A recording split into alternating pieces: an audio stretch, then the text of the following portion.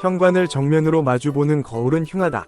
풍수를 모르더라도 한 번쯤 들어보셨을 텐데요. 풍수에서는 문의 형상을 매우 중요시합니다. 문은 사람의 출입구이자 기운이 드나드는 곳으로 건강과 금전운에 큰 영향을 미치기 때문인데요. 특히 문 밖에서 문 안쪽이 들여다보이는 직사를 피해야 합니다. 직사는 직사풍곡이라는 형상의 하나로 풍수에서 매우 좋지 않은 형상 중 하나입니다. 이번 영상에서는 자신도 모르게 직사의 형상을 하고 있는 구조와 애군을 피하는 방법에 대해 설명해 드리겠습니다. 직사란 좋은 기운이 집 안으로 들어오지 못하고 일직선으로 빠져나가 버리는 형상을 의미합니다. 이런 직사의 형상을 가진 집을 누재택, 즉 재물이 빠져나가는 집이라고 부르는데요. 현관이나 방문이 직사의 형상이 되면 집 안에 모여있는 기운이 외부로 빠져나가면서 금전운도 함께 빠져나가게 되는 것입니다. 직사의 형상에서는 나에게 머물고 있던 좋은 기운도 직사의 형상을 견디지 못하고 도망가 버리는데요. 좋은 운이 집 안에 머무를 기회를 잃기 때문에 집 안에서는 절대로 피해야 할 풍수 중에 하나인 것입니다. 그렇다면 집에서 피해야 할 직사 형상으로는 무엇이 있을까요? 집에서 피해야 할 직사 형상, 첫 번째는 방문과 거울입니다. 금전운에 빠질 수 없는 풍수 소품이 거울입니다. 거울을 풍수 인테리어로 쓰는 목적은 금전운을 끌어와 널리 퍼뜨리고 집으로 들어오는 흉기를 막기 위함인데요. 하지만 거울이 문을 마주보고 있는 직사의 형상이면 집 안의 금전운이 반사되어 집 밖으로 나가버리게 됩니다. 특히 거울이 안방문을 마주보고 있는 형상은 매우 좋지 않습니다. 안방은 휴식을 취하고 기운을 회복하는 장소이며 무엇보다도 한 집에 가장이 머무는 공간입니다. 이 안방의 문과 거울이 직사 형상이 되면 금전운이 사라지고 안방에서 생활하는 사람들의 기운을 빼앗길 수 있습니다. 직사에 나쁜 영향을 받는 사람이 가장이라면 집 전체의 기운이 쇠퇴하게 되는 것인데요. 방문과 거울의 직사는 거울의 위치를 바꾸거나 화분으로 거울을 가려서 막을 수 있습니다. 이때의 화분은 관엽식물이 효과적인데요. 잎이 많을수록 거울을 가리고 직사의 흉기를 막는 효과가 올라갑니다. 집에서 피해야 할 직사 형상, 두 번째는 방문과 조각상입니다. 거북이나 두꺼비 같은 조각상은 금전운을 가져오는 소품으로 인기가 많습니다. 하지만 이러한 조각상도 잘못 배치하면 직사의 형상을 이루어 오히려 금전운을 빼앗길 수 있는데요.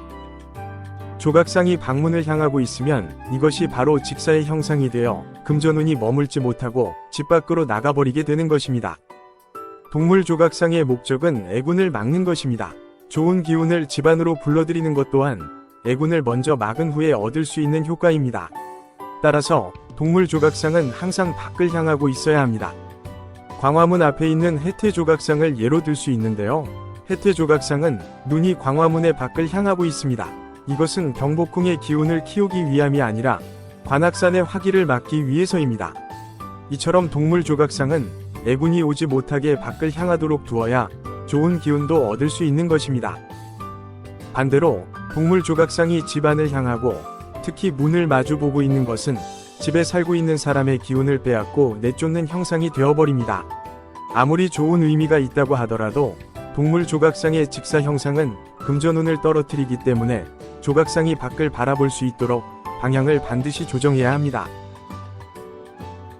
집에서 피해야 할 직사 형상, 세 번째는 문과 문입니다. 방문과 방문 또는 현관과 방문처럼 문과 문이 마주보는 모습을 문충살이라고 합니다. 문이 마주보고 있으면 서로 싸우는 형상으로 보는데요. 문충살이 있는 집안은 화목하지 못하게 되면서 집안 전체의 기운이 떨어지게 됩니다. 특히 문충살 중에서도 현관과 방문이 마주보는 직사 형상을 더욱 조심해야 합니다. 현관과 방문의 직사는 집 밖의 기운이 방으로 직접 들어가는 형상입니다. 외부의 차갑고 날카로운 기운이 현관에서 중화되지 못하고 방을 향해 직접 쏘는 형상이 되는 것인데요. 현관과 방문의 직사는 그 사람의 금전운뿐만 아니라 건강까지 해칠 수 있습니다.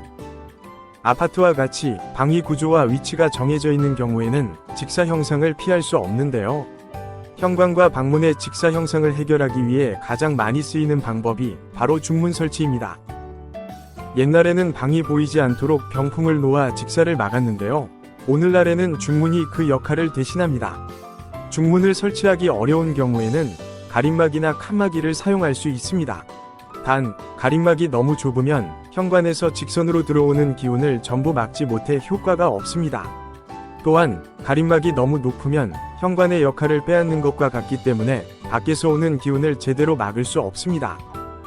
이 점을 주의해서 가림막을 설치한다면 중문이 없어도 직사 형상을 막는 효과를 볼 수 있습니다. 집에서 피해야 할 직사 형상. 네 번째는 현관과 창문입니다. 현관문을 열고 집으로 들어왔을 때 창문이 정면으로 보이는 집은 금전운이 쌓일 수 없는 직사의 구조입니다. 현관과 창문의 직사 형상은 의외로 쉽게 볼 수 있는데요. 바로 원룸입니다. 대부분의 원룸은 현관에 들어서면 바로 방이 보이고 창문까지 직선으로 보이는 구조를 하고 있습니다. 이런 구조는 현관을 통해 들어온 금전운이 그대로 밖으로 나가는 전형적인 무재택의 구조입니다.